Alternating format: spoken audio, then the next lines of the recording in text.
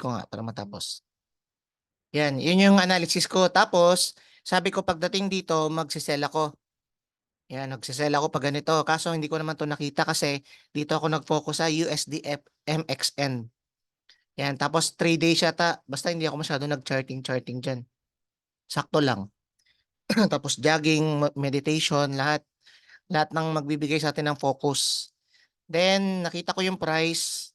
Nasabi ko magbabay ako, di ba? May sinabi ako last time na sabi ko magbabay ako. Dito banda sa area na to. Ito guys, so dalawa yan guys, dalawa. Tingnan nyo ha, dito banda yung entry 1 ko at saka dito yung entry 2. Kaya pinasok ko kagad yung entry 1 ko. Yan, sabi ko dito ako magti-TP. Yan, ngayon nag-TP na ako dito pa lang banda. Yan, dito. Kaya okay na ako dyan. Tapos, opposite naman sila. Sakto naman na nag-TA ako kagabi. Ito, hindi ko na to pinasa sa GC, guys. Yan, kami lang yata ni Emerson at saka ni Maki kasi ka-PM ko sila lagi eh. Basta ito, pinasa ko to sa kanila yan. Pasok yan.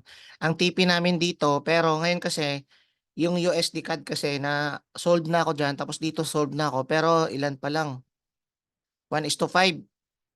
Bali, pwede ano guys, dalawang option lang naman eh. Pwede mong iset sa break even or mag-set ka ng stop loss dito. I-trail stop mo, yan, stop loss dito. Tapos dito may ilagay yung TP. Yan, maraming option guys, kayo na bahala dun. Or pwede kayo mag-TP kasi 1:1 na eh. Ito sayang yung re-entry ko pero okay lang. Yan, ang target kasi dyan lagi, ito yung order block at saka mitigation block. Yan. Di ba yung tinuro ko na ano, na W? Ito guys, oh, W kasi yan. Ito ipakita ko rin to. Bakit yung mga ano, mga A+ setups yan guys eh. Ito may M na isa pero parang ganito yung pagkakaano ko eh. Yan. O, diba? Ganun lang. M lang at saka W pwede na. Okay, tapos actually guys, nakapag-buy ako dito sa NCD card. Ako lang nakaano, hindi ko na to pinasa guys ha. Nakabay ako dito guys, dito banda oh. Saan ba ako nag-buy dito? Yan dito, dito ako nag-buy. Actually dapat dito. Dito dapat oh. Tingnan nyo guys, meron ditong tinatawag na yan. Na-late kasi ako dito ng konti. Yan, ito oh. Ito yung tinatawag na demand zone. Yan, demand zone. Dapat dyan yung entry kaso dito ko na naabutan. Yan. Tapos kaninang umaga nag-TP ako dito. Ito dapat yung TP ko guys. Kaya sabi ko, ito yung ano ko eh, ito yung bagong ano ko, bagong inaantay. Ito guys oh. Kasi ang target ko dito, kaso ilan na ba to? Yan, 1:1.6 na, okay na ako dito.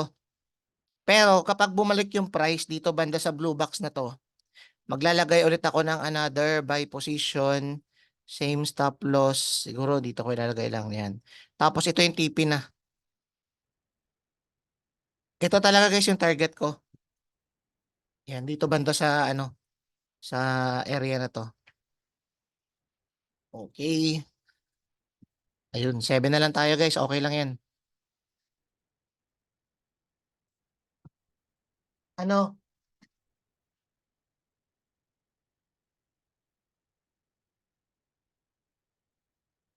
Okay, tapos pag bumagsak guys ha, pag bumagsak,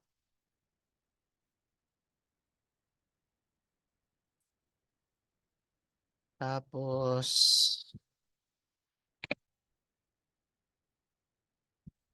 wait lang guys, hanap ako ng next entry tapos ipapasa ko sa GC. Ito ang nangyari guys, oh, dito sa Euro AUD, dito yan nakaraan eh. Ito, oh, yan. Sabi ko magbabay ako kapag na-break niya to. Candle close above. Yung, di ba pinasa ko sa GC? Yung ano, yung ganito, oh. Yan. Kapag nag-candle close above dito, magbabay ako dito banda. Dito banda yan. Dito. Magbabay ako dyan. Kapag nag-candle close above. Yan. Dahil hindi nag-candle close above, hindi ako nag-buy dyan. Kasi hindi niya man na-break yan eh. Resistance kasi yan guys. Pero kung nag-candle close above dito, possible bumalik yan at saka ganito. Yan. Lilipad yan. Kaso hindi siya nag-candle close above kaya walang confirmation guys. Yung pinasa ko sa GC na ganitong TA, walang ano doon, walang entry.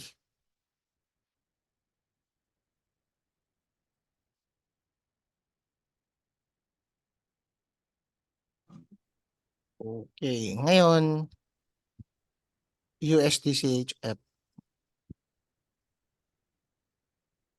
Ayan, ito guys. Itong area na to guys, oh.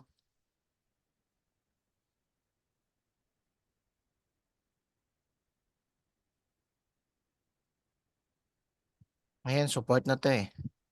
Ito yung mga area ngayon na inaantay ko. 1, 2, 3. Ah, okay. 1, 2, 3. Pwede. Guys, ano dito? Sell setup dito. USDCHF sell setup. Ngayon, may nakita na akong konting confirmation. Pero, in-expect ko guys na mahit ito. Lalagpasan to bago bumagsak. Ito, meron kasing confirmation dyan na dito may change of character na may break of structure dito. Okay, possible sa area na to lumipad. Dito guys, possible lumipad. Lilipad, ililiquidate to. Ito guys, oh, kukunin yung stop loss dito. Ito, kukunin ko yung stop loss dito. Then, ito, pwede dito guys mag-entry banda with confirmation.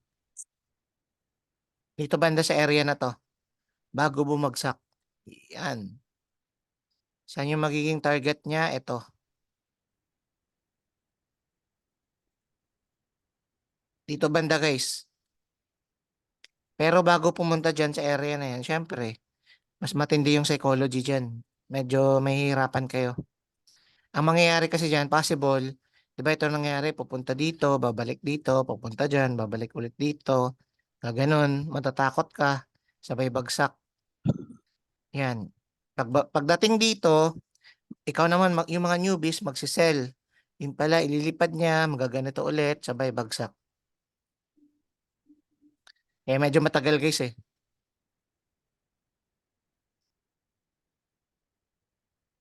Kaya siguro 1:2, pwede na. Siguro kunwari dito yung confirmation, pwede akong mag-exit dito. Yan, mga dito banda. Pag day trade lang. Pero guys, pag usapang swing trade guys, ano yung matagalan eh. Katulad nito oh.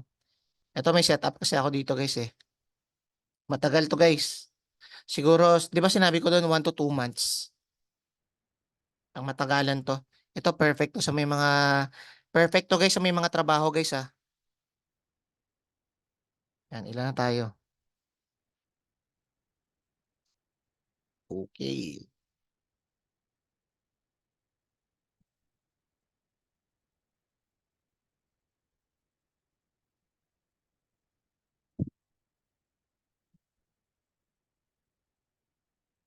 Ito guys, ito yung magiging next entry ko. Wait lang guys ha, magtitiis lang ako. Tingnan ko kung may opportunity kasi alam ko mamaya may ano eh. Next week, next week guys, ang daming CPI. CPI news. Ito meron pala kang mamayang gabi. 8:30 CAD at saka USD. Ayun. USD at saka CAD. CAD at saka USD. Siguro ang ipo-focus ko na lang. Wait lang. Ang alanganin na.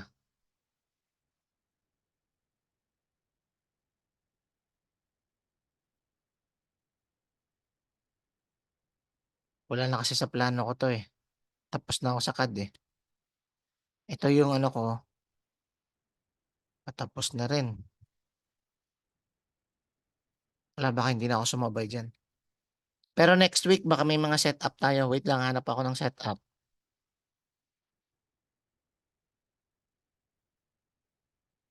Pwedeng pasukan.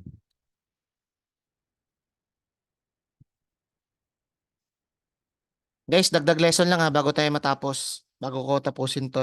Pinakita ko lang yung ano yung mga trading analysis natin na binibigay kong signal.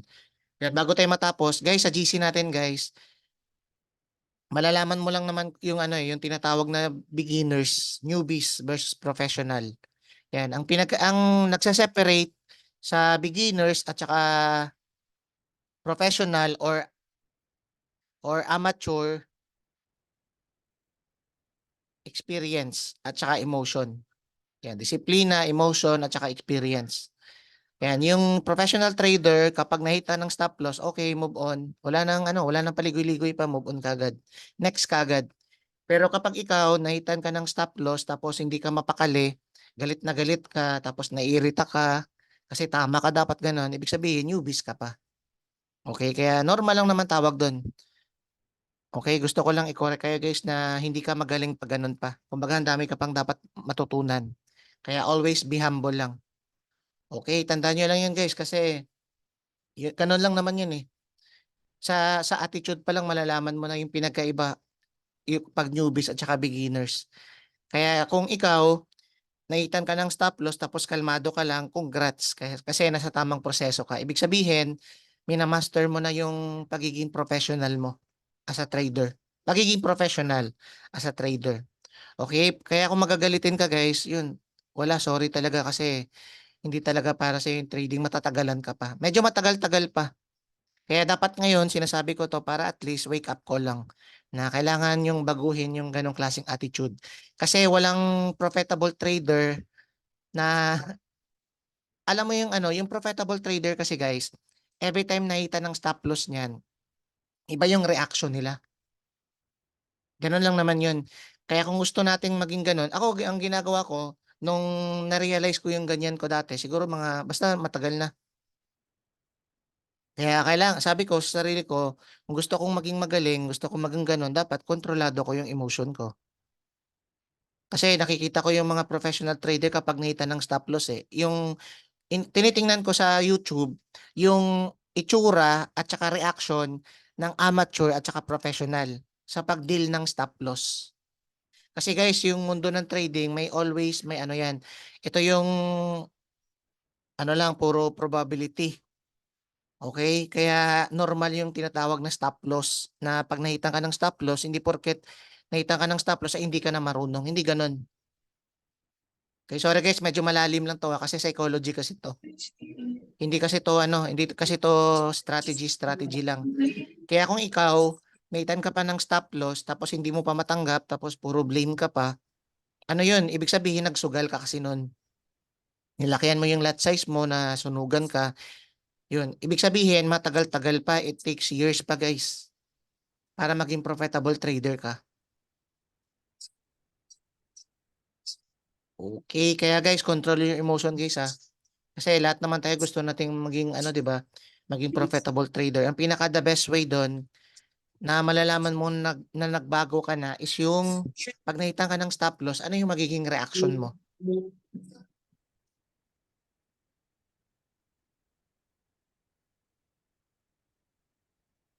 Okay. Katulad guys ng Bitcoin o lumipad, ang daming gurus, ang daming expert daw. O parang katulad nito, itong news sa gold. Okay, yung wala pang events, tahimik lahat. Pero kapag natapos ng events, maraming lumalabas na mga expert, 'di ba? Kaya yun, mas maganda ano na lang eh. Pero depende yun sa inyo guys. Kaya ngayon guys, kino-correct ko lang yung yung mindset natin. Okay, kaya yan dapat baguhin yun. Ano na lang pala, yung dalawang platform ko pala guys, malapit nang mapasa. Yan, kaya funded na yun. Puro manual trading yun guys, hindi yun robot. Yung ginagamitan ko lang ng robot guys is yung Cortana at saka Quantic, tsaka Nova Funding. Para para hindi na mag-challenge, direkto kagad sa live. Pero yung mga funded next kasi at saka mga ibang platform ko, ayun, na-scam, nagsara. Skill fund ko, nagsara. Nasayang yung ano ko doon. Tapos yung TFT ko, nagsara din. Kaya okay lang, move on kagad. Next kagad. Di ba? Hindi ko nga masyado tinapik sa GC na. Kaya move on kagad. Pero kung madamdamin ka, nako, sayang. Medyo matatagalan tayo dyan. Yun ngayon, yung funded next ko malapit nang mapasa. Tapos yung dito ulit ako nakafocus. Yung live trade ko naman, okay naman. Kasi nanalo ng 150 sa multibank. Yung gold guys na sa ano sa multibank, ano lang yun, side hustle ko lang yun para sa ano, pag wala ko minsan magawa tapos nakita ko na sumakto na pag-open ko ng chart, pag-open ko ng PC, nag-signal sila, sinatayaan ko lang. Tapos nire-risk ko lang doon yung kaya ko mawala. Kaya para sa akin, parang ano lang, parang laro-laro lang sa akin yung scalp. Kasi day trader at saka swing trader talaga ako. Okay, kaya wag niyo masyadong seryosohin guys. Ganun lang naman yun eh. Kasi, di ba lagi ko sinasabi, kapag hahabulin mo kasi yung ano, eto guys, wait lang. Oh, possible, balikan talaga to. Ito, possible balikan to guys, tapos balikan din to bago siya lumipad. Possible lang guys ha.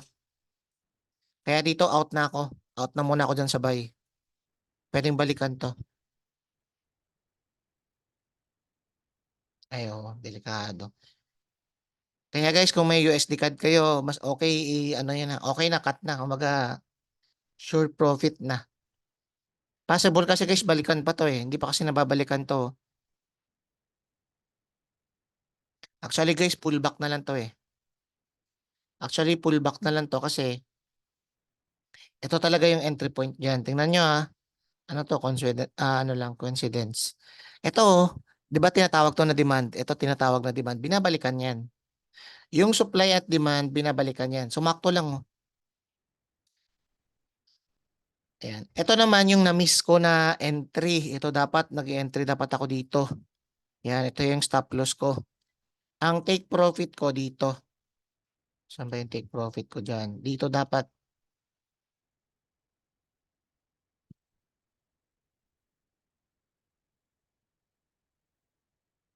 Yan. Ito guys yung take profit dyan. Kaso na-miss ko to. Kumaga hindi ko siya nahabol. Late ko na nakita to sa ganitong ano. Pero ang ginawa ko, sabi ko, nag-set ako ng limit dito. Yan, nag-set ako ng limit diyan. Hindi ako nag-set diyan, kagabi lang eh. Nag-market execution ako diyan. Pero inabangan ko talaga yun, matagal na. Kaya nag-zoom ako ng Monday. Na-explain ko ng ganyan. Kaya kagabi, sakto naman kagabi. Tingnan nyo binalikan lang.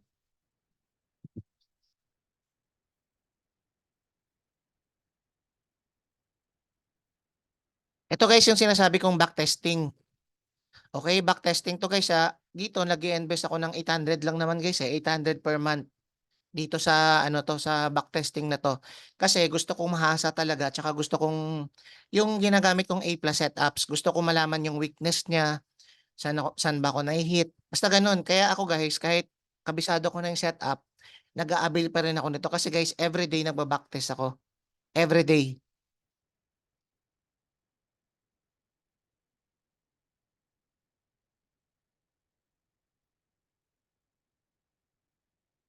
Kaya parang ano yun, coincidence lang, parang ganun, di ba? Saktuhan, no? Pero possible guys, balikan pa to.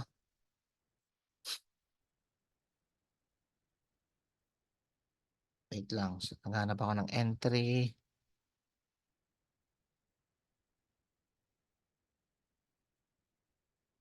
So tandaan nyo guys NCD card, ang NCD card natin, babalikan talaga yung box na to. Ito, babalik talaga yan dito guys. Yan. Actually, dalawa yung babalikan niya eh. Pwedeng mitigation block or ito, palitan ko to. Mitigation block or supply order block. Yan, or supply. Babalikan yan. Kaya dito, mag-aantay lang ako ng pullback. Paano ko ba gagawin yung pullback din? Pwede rin guys, gumamit kayo ng ano. Ito guys, oh. Gamit kayo ng Fibonacci retracement. Ito, yan. Pag mag-retrace yan sa discount area, ang discount area kasi dyan guys, ito.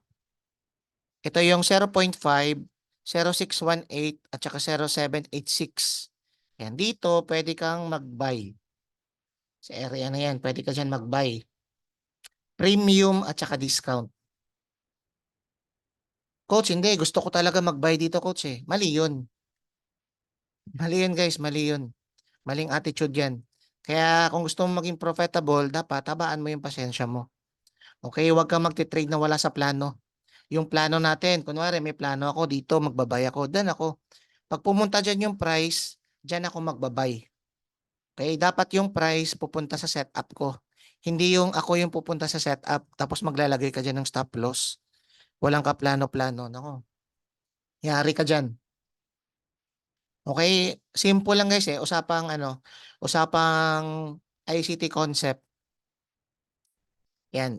Magse-sell ka guys. Ito guys oh, ito yung kunwari ito yung price. Ito yung premium, ito yung discount. Paano ba ito? Wait lang. Ito guys oh, kunwari gusto kong mag-sell. Coach, gusto kong mag-sell. Ito galing dito papunta diyan. Kunin ko to yung pinakataas, ang pinakababa. Yan. Ito para mas maliwanag. Ito guys oh. Yan. Gusto ko mag-sell. Yan. Ito guys, so itong linya na to, sa taas na to, ito yung tinatawag na, ito guys, equilibrium. Ang ibig sabihin niya, nasa gitna, ito, 50%.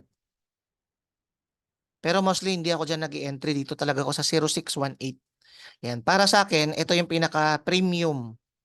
Yan. Pinaka-premium bago ka mag-sell. Okay, mag-sell ka lang pag pumunta yung price sa premium. Okay, tapos magbabay ka. Ito naman yung buy niya. O, kunwari dito. Example lang ha. Example lang naman, example. Pero hindi guys, ganito lagi guys ha, nagaganitoin mo lang tapos mag-i-entry ka agad. Hindi. Ano yun guys, may mga ina-analyze ka pa na iba dyan bago mo gamitan ng ganito. Okay, hindi porket na ganito na, biglang ganito ka na, magbabay ka lang kaagad. Ano to, kumbaga dagdag lang to. Katulad nito, ito, yan. Kunwari, nandito na yung price. Ito na ito na yung nangyari sa market structure. Ito yung TP ko. Dito yung TP ko. Dito, nagmamadali ako mag-buy kasi akala ko napag-iwanan na ako. Maling mindset yun guys, maling mindset yun. Tapos ganito, or dito ko ilalagay, nako, delikado yan. Mas maganda pag ganyan, gamit ka ng premium tsaka discount. Yan, ayan oh. Ito yung equilibrium, ito yung discount. Yan. Actually, ganito yan, tatlo yan. Pero sa akin, mostly ito talaga yung ginagamit ko. Ito, dinededma ko to eh. Pero tingnan natin. Ayan oh. Sabay, boom.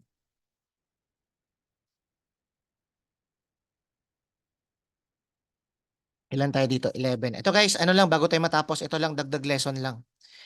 Ang market, tumatakbo siya guys sa supply and demand. Ganun lang. Ang ni-research ko, ilang beses na, siguro matagal na. Matagal ko naman to sinasabi, baka nakalimutan nyo lang. Yung whales, alam niyo yung whales guys, yung yung mga bangko, mga big boys, basta may mga malalaking kapital. Tapos, may pinapanood ako lagi, marami na. Ang paano ba mag-trade yung bangko? Yan, paano sila mag-trade? Actually guys, may natutunan ako diyan, yung time frame na ginagamit nila for entry is 1 hour time frame. Yan, 1 hour time frame. Ganun, sinabi nila 1 hour time frame. Pero accurate naman kasi, di ba 1 hour yung inaano natin? Ito. Yan. Ito yung settings niya. Picturean mo na lang. Ito. Yun. Ito, picturean mo na lang. Okay. Tsaka naka-record naman to. Yan. Pwede mo naman tingnan yan. Okay, X ko na para hindi tayo magtagal. Yan. Ano guys, ito oh. Papakita ko sa inyo ah. Example lang naman to. Ang market, tumatakbo siya guys sa supply and demand. Ganun lang, wala nang ubang usapan. Supply and demand. Yung number one na trader, na prop firm trader sa FTMO, ang ginagamit niya supply and demand. Ganun lang. Basta mga kilala ko lahat, supply and demand lang naman eh. Yung iba naman, yung nagsisignal ng puro supply and demand, pero lower time frame. Basta guys, ang price tumatakbo sa supply and demand. Kaya yung events, sa akin hindi ko na masyado, tinitingnan ko lang guys. Ito, kunwari events to. Okay, ibig sabihin may high impact news. Ganun lang. Hindi ko tinitingnan kung negative ba yan o positive kasi wala naman akong pakialam dyan eh. Ang pakialam ko lang naman dyan is yung itsura ng market. Kung saan ba yung price, may ganun. Babalikan lang yan guys, bumabalik lang yan. Ito katulad nito. Ito partida, tingnan nyo Kung titingnan mo maigi sa 1 hour time frame, guys, anong tawag dito? Demand zone. Okay, anong tawag dito? Demand zone. Ito, binalikan na. Yes, binalikan na. Pero ito, binalikan na ba? Hindi pa. Hindi pa binalikan yan. Kaya bakit ka dito magbabay? Hindi key level yan. Tandaan nyo guys yung supply and demand, yan yung mga key level ng market. Diyan ka lang, kung gusto mo mag-sell, sa supply ka. Gusto mo mag-buy sa ano ka, sa demand zone ka. Okay, tandaan mo guys Tapos, ang nangyari, kunwari, NCD CAD, may events. Ito, uptrend nakita mo uptrend. Wala naman yan kusa yan guys. Kusa yan pupunta dito guys kung may events man. Tapos may naiwan na demand dito. Kusa yan babagsak dito. Pero wag kang magsisell. Hayaan mong doon ka lang sa strategy mo. Kunwari, ang strategy mo supply and demand. Dito ka. Kahit negative pa yung news dyan, wala kang pakialam doon. Kumbaga, hindi mo siya pakialam, hindi ka stress doon. Basta dito ka lang magpo-focus sa entry point mo. Kalimutan mo yung ang alamin mo lang dyan kung may high impact ba, pero wag mo nang alamin kung lilipad ba yan o babagsak. Kumbaga bahala na doon yung market. Wala na tayong control doon. Okay? Walang nakaka-control sa market. Basta yung price tumatakbo lang sa supply and demand. Actually nga, pwede pang balikan to. Kaya minsan, pansinin nyo, di ba? Kunwari, pag may nakita ko mga ganito, kunwari dito ako mag-entry, tapos may nakikita kong ganito pa, hindi ako naglalagay ng stop loss dito. Kasi baka ma-hit yung stop loss ko, magre-re-entry na naman ako. Kaya ginagawa ko, dito na lang. Yan. Ganun lang. Kasi possible kasi balikan lahat to eh. Okay, tapos kunwari 1:2 ka, yan. O tapos may events. O coach, bakit ka coach buy set up ka dito? Yung events negative. O di ba? Yun yung kadalasan di ba nagbibigay ako ng trading ideas minsan. Sabi ko doon, NCD card, buy set up. O coach, tapos bigla mag-PPM sa akin, coach, bumagsak ka. Dito pa naman yung entry. Ganun, basta tingnan nyo Ito, events to eh. Ito guys, events to bumagsak. O di ba? Akala nila, may change of character. O di ba? Ang gagawin nila, magsushort ako diyan. Change of character eh. Tapos ganyan no. Boom. Ang ending, yung mga nag-buy dito, yung mga nag-buy diyan, na-hit na yung stop loss. Sell side liquidity. Na-hit na guys yung stop loss dito. Okay? Kaya may nagkaroon ng big moves. And then, merong stop loss na naiwan dito. Tapos dito, meron ding stop loss sa gilid dyan. Kaya tingnan nyo guys, ito, liquidity to. Bali, ang kinukuha ng mga smart money, sa usapang smart money concept, bago lumipad yan, bago talaga lumipad yan, kukunin niya yung stop loss dito, kukunin niya yung stop loss dito, tsaka kukunin niya yung stop loss dito sa taas para sa mga seller. Tapos doon magkakaroon ng big moves. Tapos 'di ba nagtataka kayo minsan na na may mga events na mga malalaki biglang nagkakaroon ng CPI kasi marami na siyang nakuhang liquidity. 'Yun, ganoon lang supply and demand lang 'yun. Okay, kaya lang guys, kalmado lang dapat. Hangga't maaari guys, kumbaga siguro mga 1 year, 4 years kayo. Guys, ang pinaka the best time doon mag-empty cup kayo. Kasi pansin niyo guys, 'di ba wala nang umaattend ng Zoom natin. Okay lang naman sa akin 'yun eh. Pero soon kasi pag lumaki kasi yung result ko, wala na, maging kalmado lang ulit ako. Tapos may mga ibang tao kasi na ka-close ko talaga dito na lagi kong ka-PM. Basta nandoon na lahat. Kaya ang pinaka-tip ko sa inyo guys, pinaka-advice ko, maging empty cup lang kayo. Kasi sayang guys yung mga information na dapat ituturo sa inyo eh. Pero dahil yun, wala na kasi hindi, kasi na-hit yung stop loss niya ganun. Wala, at the end of the day, ganun lang naman yun eh. Kasi guys, matututo ka talaga ng trading kapag 3 years above ka na. Pwede siguro pag 3 years above ka na, pwedeng hindi ka na makinig. Yan, pwede ka nang gumanon mo. Pero pag mga below ka pa, hindi yan. Lalo na ito Ang isa sa mga para malalaman mo na hindi pa profitable yung tao na 'to at saka nagjo-joke siya, yung parang ano, yung parang yung mga sinasabi niya parang hindi ka dapat maniniwala. Kapag na-hit ng stop loss 'yan tsaka panayreklamo niyan, hindi yan magaling na trader. Ibig sabihin newbies 'yan. Kaya huwag kayong makikinig diyan kahit pakitaan pa kayo ng wins. Wag guys, wag kayong maniniwala sa gano'n. Okay, yan yung number one tip guys. Kasi as a ano, magpa 5 years na kasi ako guys eh. Kaya pansinin niyo parang yung attitude ko parang ibang-iba kumpara niyo sa mga newbies. Gano'n lang naman yun. Eto gusto ko 'tong i-share ng mabilis sa inyo kasi para mabilis din yung pag-ano, kumbaga yung mga dapat iwasan, maiiwasan natin. Kasi sayang yung oras guys eh. Lalo na yung calculator guys ha, compute kayo ng calculator. Importante yun. Importante yung pag-compute ng calculator.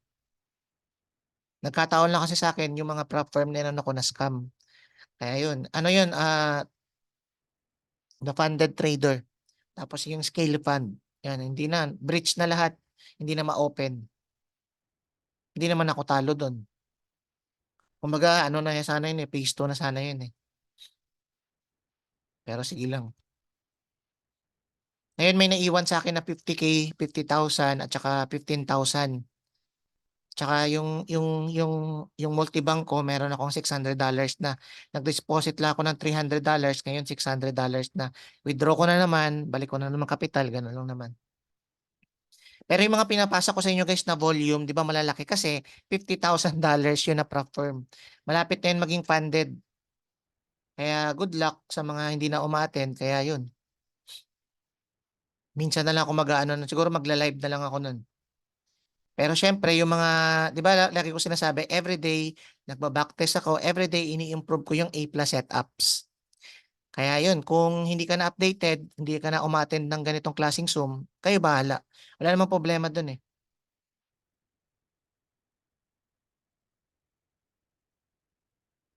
Okay guys, basta ganun lang guys, yung number one tip ko guys, wag kayong makikinig sa mga taong nagrereklamo kapag nakita ng stop loss. Wag kayong sasali diyan. Kasi hindi ano yan, baguhan yan. Hindi mo dapat pakinggan yan. Okay, ngayon wala akong masyadong ano, ito lang nakikita ko. Possible guys, ito. Parang ito guys, oh, ito yung, okay, may 1 minute pa ako. Ito guys, oh, ito yung change of character. Ito yung style ng ano eh. Ito, ipakita ko na lang sa inyo. Ito, last. Ito, yan. Ito, oh, nag-early kasi ako dyan eh. Mali ko dito kasi nakalimutan ko. Pero sige lang. Ito, oh, dito banda may change of character. Kinuha niya yung stop loss. Tapos pagdating dito may stop loss, kinuha niya. Pagdating dito, kinain niya pa yung stop loss ng dalawa. Basta guys, ganun sila kasugapa. Kaya wag kayong magtataka guys kung bakit may big candle dito.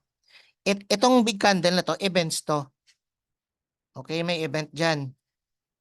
Bakit nagkaroon ng ganyan? Kasi kinain niya yung nagbabay dito, may nagbuy kasi dyan, may buyers dyan, may stop loss dyan. Kinain niya. Tapos, nung nag-breakout dyan, pumasok yung mga breakout trader. Kinain niya rin yung mga stop loss dyan. Tapos dito, yung pinakasagad na stop loss, kinain pa. Tapos yung pinakasagad pa na stop loss, kinain pa. Kaya wag kayong magtataka guys kung bakit biglang may events na ganito. Ganitong klase. Kasi ano yun eh, sa ano yun, usapang smart money concept at saka supply and demand. Okay, maraming salamat guys and God bless. Sana may natutunan kayo.